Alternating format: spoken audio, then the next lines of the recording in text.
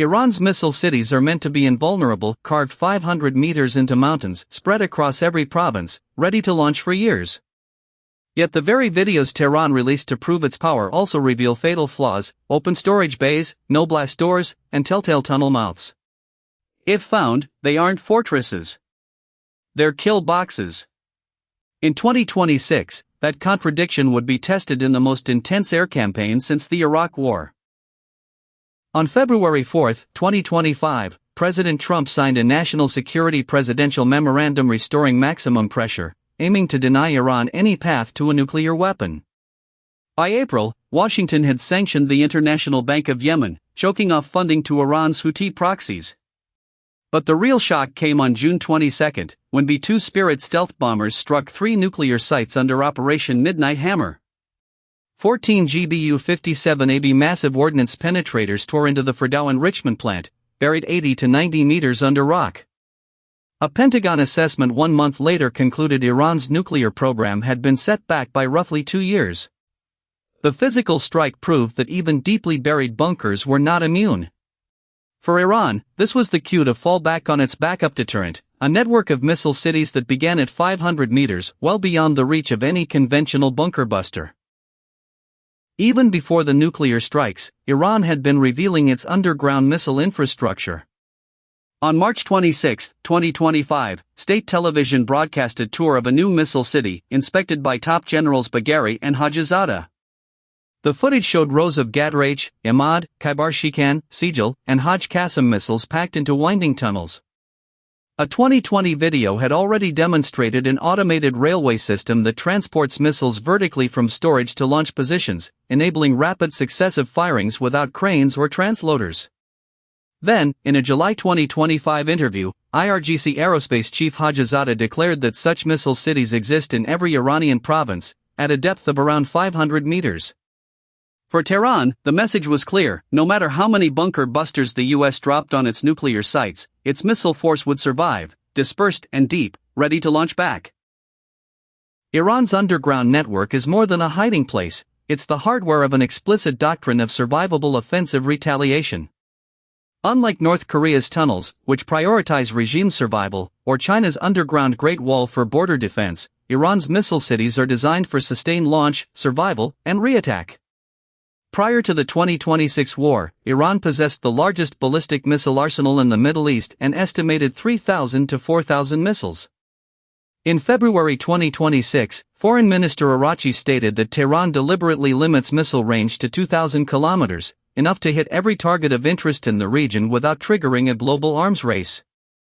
Keeping those missiles operation-ready required a steady flow of solid fuel propellant.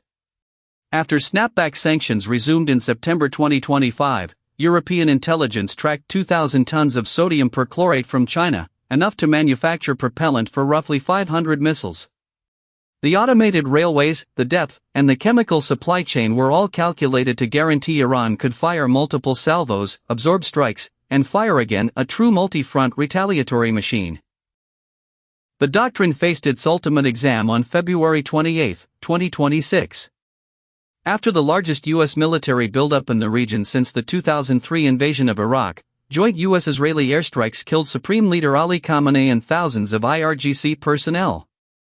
The opening blows decapitated Iran's command, but the missile cities were supposed to guarantee a punishing response. For a few days, Iran did manage to launch salvos. But then, precision strikes began targeting the launchers themselves. U.S. and Israeli jets hunted the tunnel entrances and open storage bays that had been so proudly displayed.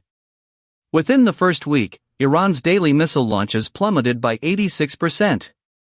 The underground cities, once promoted as invulnerable, were being silenced not because they were penetrated by bunker busters, but because their access points and exposed layouts became kill zones.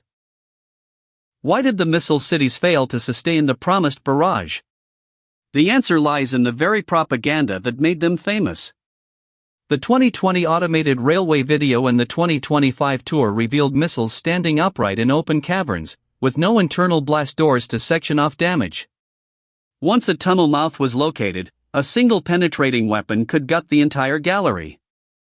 Unlike a true hardened bunker with multiple layered blast doors, these cities resembled warehouses buried underground. The depth of 500 meters may protect from a direct overhead strike, but the entrance is still at the surface. The war demonstrated that persistent surveillance and rapid targeting convert a known underground facility into a static target. In other words, a hidden map that is no longer hidden becomes a death trap. When the campaigns were over, Iran's missile force was battered but not eliminated. The country still retained the Middle East's largest ballistic missile arsenal, and intelligence suggested many hidden sites remained untouched, their locations never broadcast.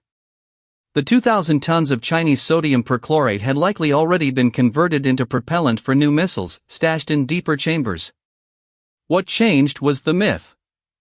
Iran can no longer assume that depth alone confers invulnerability. Future investment is expected to shift toward even more dispersed, genuine hardened silos, or possibly back into mobile launchers that never stay in one place.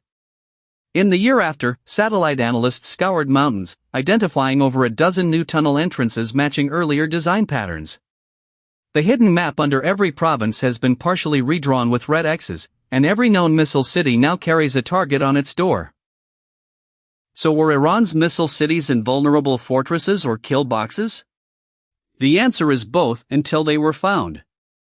The 2026 war proved that depth is no substitute for secrecy. Once an entrance is located, even 500 meters of rock can't stop a bomb from blowing through the front door. The network did survive partially, enough to maintain a residual threat, but the promise of years-long sustained retaliation collapsed in a week. The money that flowed into these underground cities has now become a liability, as their locations are mapped and mocked.